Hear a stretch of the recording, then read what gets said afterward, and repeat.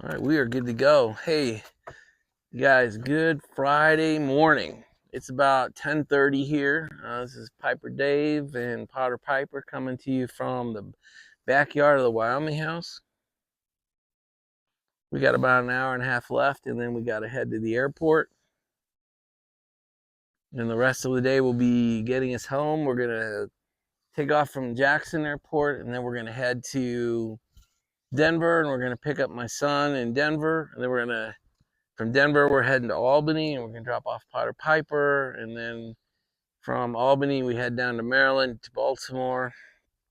Then my son's coming home with me, and we'll get in the door around between 10 and 11 o'clock Baltimore time tonight. So Potter Piper had a good idea. He said, let's just go out and have a pipe outside and bring you along as sort of a wrap up to this kind of great trip. So we're gonna go ahead and take a break, and then we'll come back and we'll let Potter Piper start. So, and we're back. And we're not being rude by keeping our backs to you. I just thought, you know what? At least it's our last few hours. I thought we all could look at the beautiful scenery. I don't know how well you can see the Grand Teton but it's straight ahead, and really been a great trip, and taking away a lot, and it was a great 10 days retreat time, and I've been spoiled, I'm told. The weather really has been perfect. I think a half a day, maybe it got cloudy. The temperature's been great. Um, and I mean, got to see bison up close on the property here. Got to see a female, I guess the cow, but a female moose right here on the property. Actually, not with us sitting here, came right through. Actually, this morning on the property, we saw a with bull elk. Is Yeah. that what which is maybe a rarity. I mean, a full rack. Um, we saw coyote here. Um, so I guess the next time I come, I'll have to say, okay, Dave, when are we cueing the animals to come on That's right. I didn't rent the grizzly this trip. I'll get the grizzly for next time. the it was a good time for Jilly.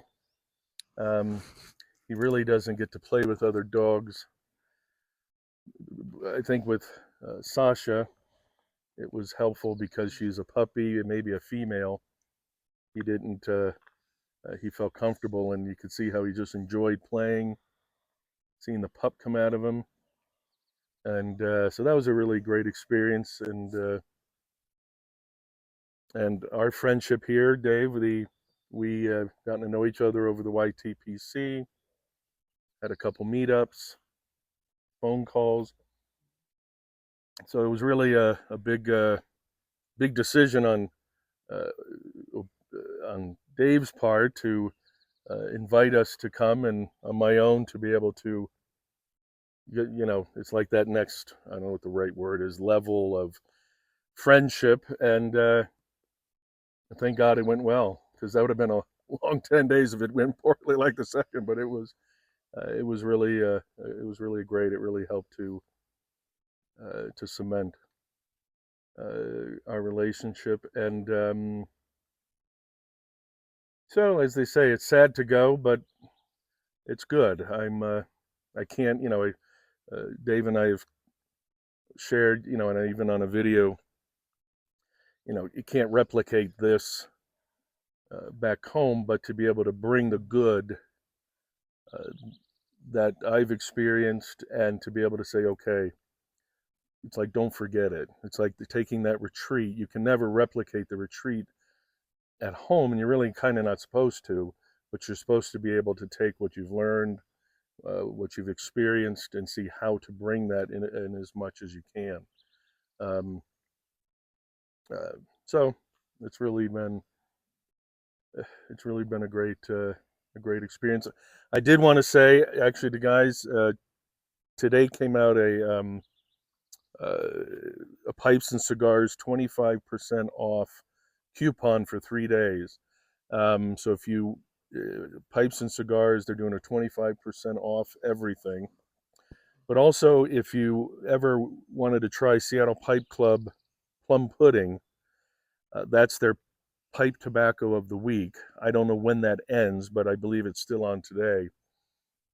And so, if you like the plum pudding, this will be the time to get it. Their larger 8-ounce tin is on sale for like $51. Then you can take 25% off. But on that particular can size, they're also offering $20 in pipe and cigar cash, which I think the next time you order, you can use that like cash with them. So it really makes it out to be the same price of an 8-ounce tin, I think, with a two. So I just wanted to give you guys a heads up on that, and also keeping Uncle Willie continued in prayer. He had to go back into the hospital, I think, still dealing with bronchitis and pneumonia. Uh, he texted that he's hoping to get out of the hospital tomorrow. So I know he'd always appreciate your thoughts and prayers. Yeah, it's crazy. He had to go back in. So hopefully he gets out tomorrow and stays out. I am. Well, I'm smoking Grousemore from Samuel Galleth. I tell you, it's really grown on me. This is really a spring summer blend, and it's just a nice light blend. And I say, if you like a light springy, that's the best I can say, springtime blend, this would be it. If you really haven't gotten into Samuel Galleth, uh, like their Lakeland blends, but really the essence of Lakeland, this is a great one to start with. Um, Granted, not everybody likes the Lakeland blends. I know Dave from St. David's. He says that he does not like it at all, but I'm still going to put Dave at a strong maybe. He's probably yelling at the camera right now, or his phone as he's watching that. But Grousemore, I've really enjoyed it. That's great. I'm doing C&D's from Beyond, and it's also a little bit lighter blend, so it's nice sitting out on a nice spring summer day. I guess it's summer today. It doesn't feel like it out here. It's probably 70 degrees and a little breeze. So, but From Beyond is a great blend. My mouth did not like it last summer.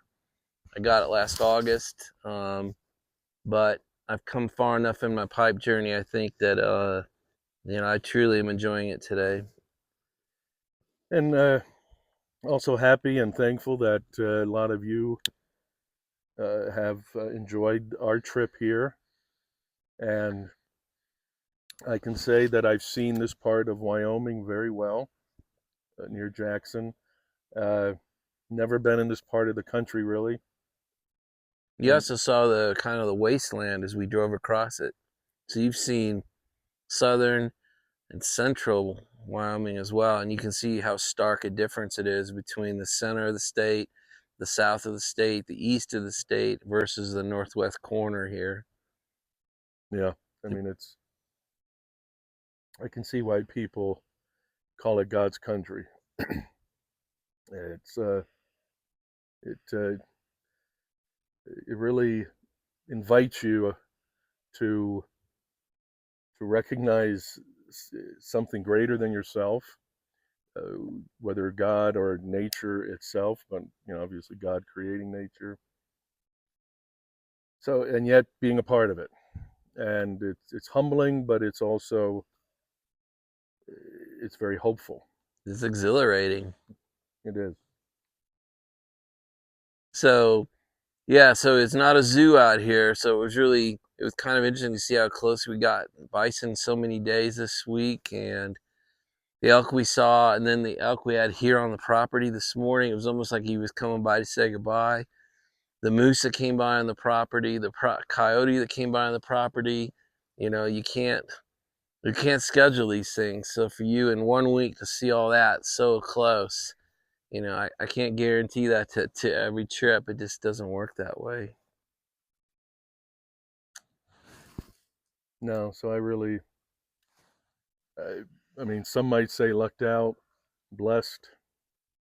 I really got like almost it seems like everything in one trip. The only thing was not seeing is a bear.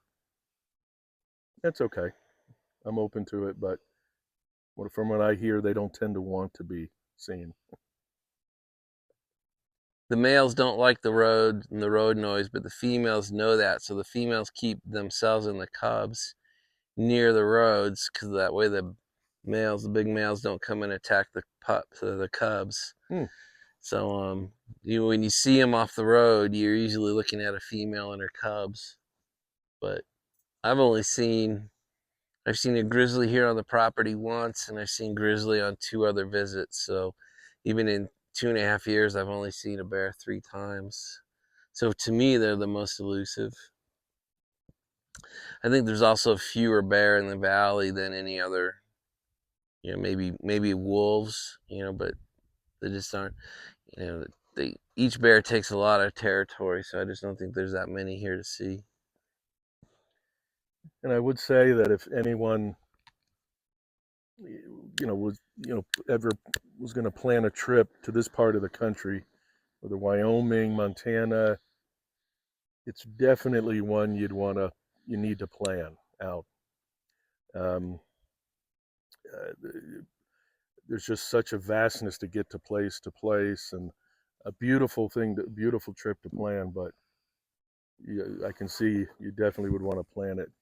Yeah, no, I mean, let me piggyback on that and say that hotel reservations are months ahead, sometimes 8, 9, 10 months ahead. If you want to stay in either Grand Teton National Park, like Jackson Lake Lodge or Jenny Lake Lodge, or you want to get up into Yellowstone and especially if you want to stay at um, Old Faithful Inn. You just need to get those reservations.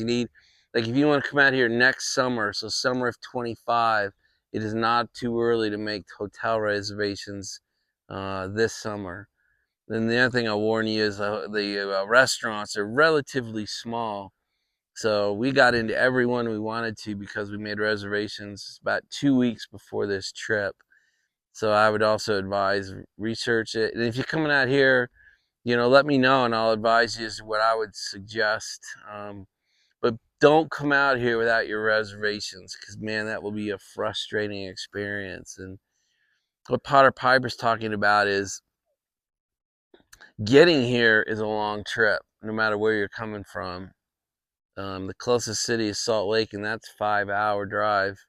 But just to get from here to the park, that's a couple hours. To get through the north end of the park, if you're going to Montana, is another several hours. So it's essentially a day's drive just to get to Montana, and it touches the border of Wyoming. So it's just, when he says vast, I mean, we're talking about hours in a car to go from place to place. So I noticed that can actually ruin people's uh, plans if you haven't planned it out, because you're always getting there hours later than you expected. So that's a good tip. And definitely the Yellowstone. I mean, I would not have known that if you stayed outside of Yellowstone and go see it, you're probably not going to see the whole. You won't see the whole thing in one day. The driving. Yeah, it turns into a 20-hour day, and if you're coming out with the kids, they just can't take that most of the time, and it's really frustrating for you.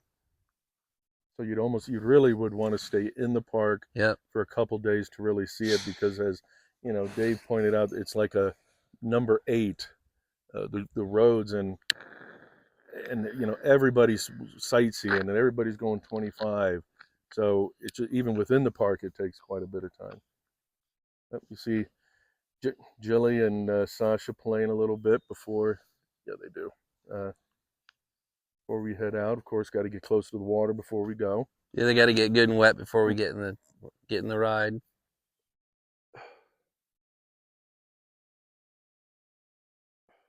Yeah, so I just want to say to you on camera, it was a gift for you to give me 10 or 11 of your days. You gave me your whole vacation, and so just thank you. And we have You know, I knew we were friends before we did this, but were we 11-day friends? You know, you just don't know that. Mm-hmm. And so, but it has gone, I don't think it could have gone any better. So I just want to say in front of everybody, just thank you, man. I really appreciate it. And our friendship's come a long way in these 11 days too. So it was kind of meant to be, I guess. I will ditto to that. Really a special trip, privileged, and it's and so many people. I'm sure a lot of people here. You know, it's everybody I mentioned to. Yeah, I'm going to go to Wyoming. Oh, I've always wanted to go. Yep. Um, and I was one of them, and now I can say I did. Yeah, you plastered it. Yeah, and Jelly got to come, Yep. and he made a new friend. And so, yeah, so talk about Jilly for a minute. You know, because we've all seen Team Jilly over the last year now, and Jilly is a much more compassionate and joyful and puppy-like dog than we ever would have imagined. And truly a good dog. I've enjoyed having him for the week. And Sasha is going to really miss him tomorrow morning. Yep.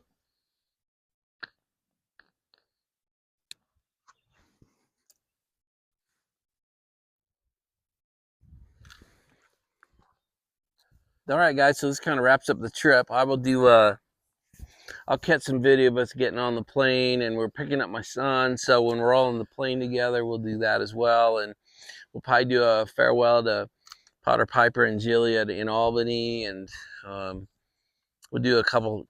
You know, truly as the trip finishes, we'll do a closeout video. But I just want to say been fun. I love bringing you guys along on these trips.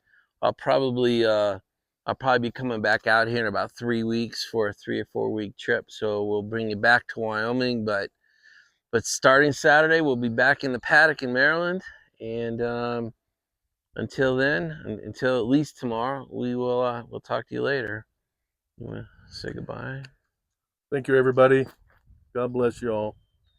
All right, you guys. See you on the next video. So, guys, it's been pretty fun. You see us wearing cowboy hats out here, and so you see me in mine. This is my straw hat. We got bought this about 20 years ago when we used to ride out here. We brought the kids out for about 7 years in a row, and you can't go on a horse ride without a cowboy hat. It's just the weather out here doesn't allow it. So it's really not just a prop. It's really not just a thing for out here. It's something that's necessary. In fact, I'm going to turn the camera around, and Potter Piper's going to talk to you from an upstate New Yorker's perspective about this week.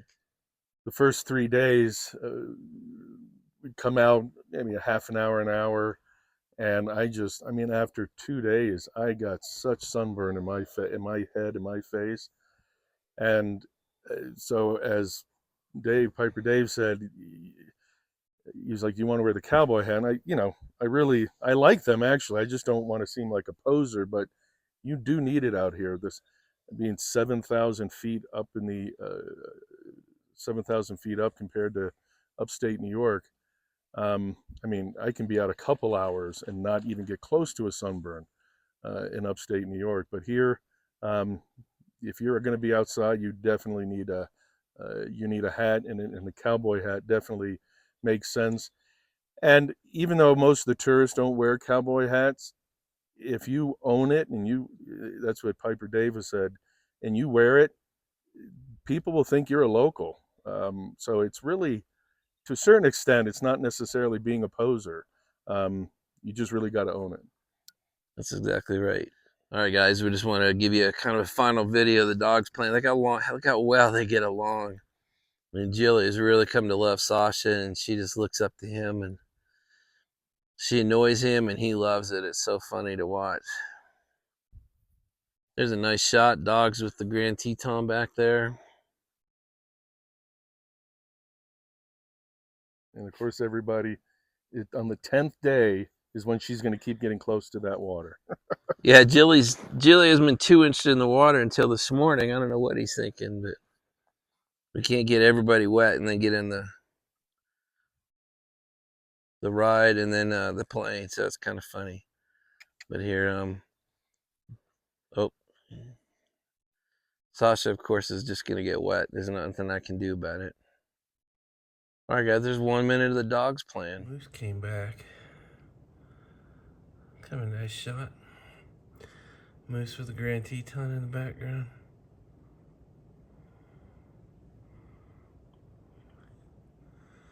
There's a bull elk and a female moose out there. I just don't know where the bull elk wandered off to.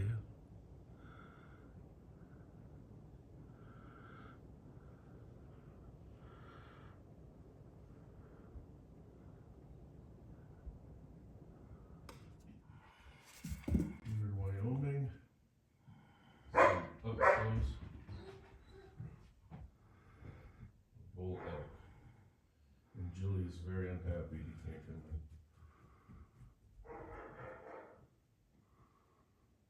This is right on the property.